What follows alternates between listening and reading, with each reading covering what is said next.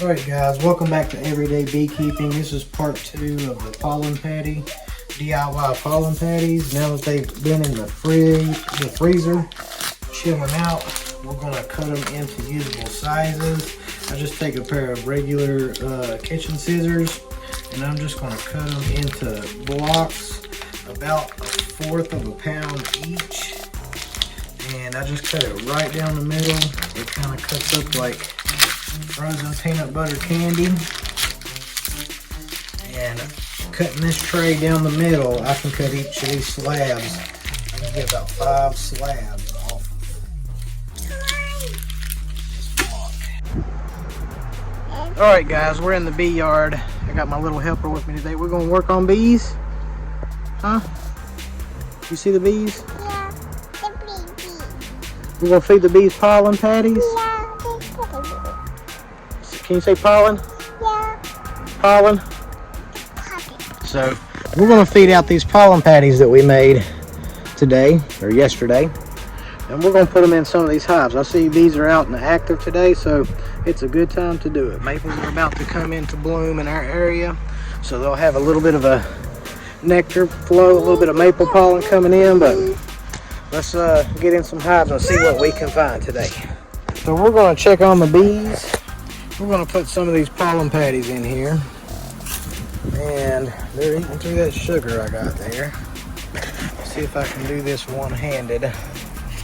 We're just going to take these pollen patties and lay them right in the top here. I'm going to move that baking sheet off, let them clean that off. I'm going to leave that there. You don't want to leave these pollen patties in for longer than 7 days, so if they don't eat these up within 7 days, you want to take them back out and freeze them in your freezer, because this can attract pests like hive beetles.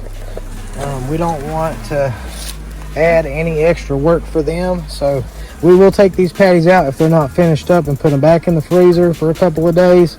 Make sure we kill any kind of eggs that the hive beetles might lay in there, or any kind of pests. So let's move on down the line. We've got a tray here. We're going to put out pollen patties on all of this yard today, and I may have some different recipes coming out in the future, but let's jump through this yard and I'll do a video ending to see how it came out. As I'm moving through the bees, they're all looking good. Some of them still have sugar, but some of them are a little bit larger, and I have to put sugar bricks in there. I did a video on how to make these sugar bricks too, the recipe I use. I will put a link to that video. Insert it right now. I'll try to put it at the end of this video too on the display screen.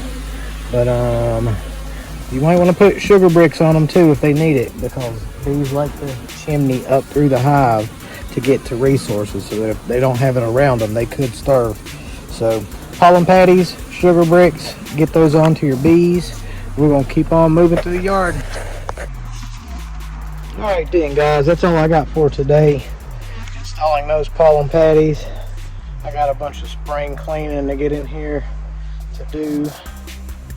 But get out there and feed your bees. Keep those bees fed. Pollen patties, hard sugar, whatever you got to do to get them through. The biggest losses come in February and March. We're in West Virginia, Keystone, McDowell County. Today is February the 25th, but you're not going to get it sitting on the couch. Alright then. If you enjoyed this video and found it helpful, please consider subscribing to our Everyday Beekeeping YouTube channel and share this recipe with your friends. Alright then.